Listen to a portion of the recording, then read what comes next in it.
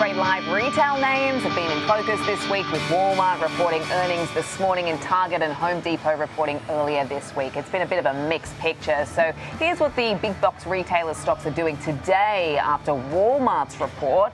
And it looks like Walmart is lifting all the others. Target is up 0.5%, Costco up 1.2%, and Home Depot up 0.8%, despite some of the concerns in their respective reports. So let's get to Marley Kayden now for a closer look at this name. And obviously we've had a little bit more time to digest Walmart's numbers now for the third quarter. And obviously we saw a beat, we saw a raise, same-store sales look pretty healthy.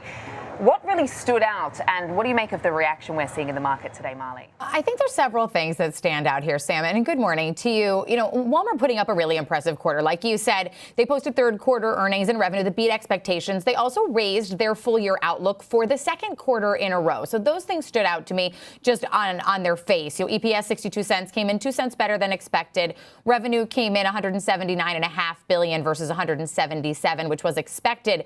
Two of the biggest drivers here, though, were this double-digit e-commerce growth that they saw, as well as the company saying that it drew more shoppers across all income levels. And that's really what stood out to me the most. But first, let's talk about e-commerce. Their e-commerce sales globally were up 27%. All segments there posted sharp gains. In the U.S., e-commerce was up 28%.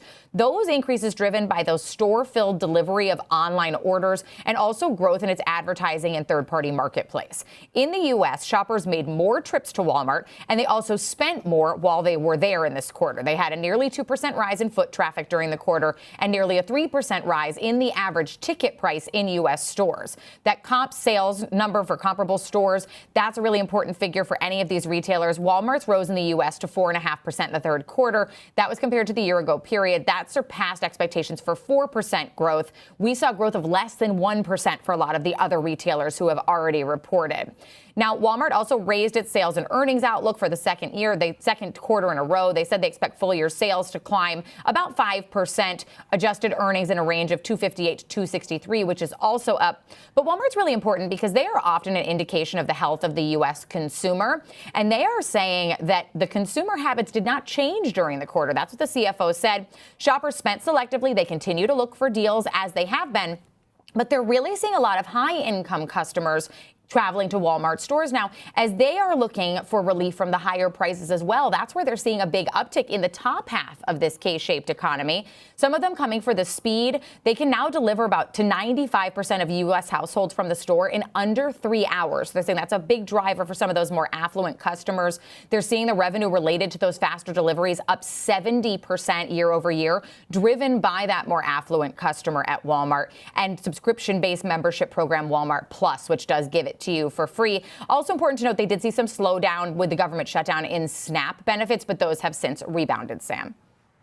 Okay, so overall, a pretty good quarter there for Walmart as it continues to cash in on some of those trends that you were talking about. Marley, thank you so much for that. I'll talk to you later. Let's trade it now with Joe Tigay, portfolio manager of the Rational Equity Armor Fund. How are you approaching your example trade for Walmart off the back of this report card, Joe?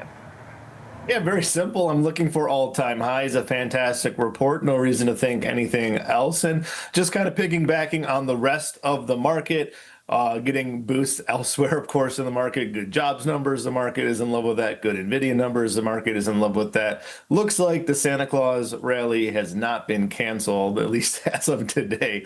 So it seems reasonable to think that the best months of the year, January, December, and November, might continue on that trend. So it makes sense to expect a bullish trend for that time period. So just looking out through January, I am going to be in the 105-110 call spread. All-time high 109 for Walmart. So looking for all-time highs here to reach my max profit this morning. When I was looking at it right on the open, it was $1.80. I'm sure it's much higher now as Walmart has continued to rally throughout the day.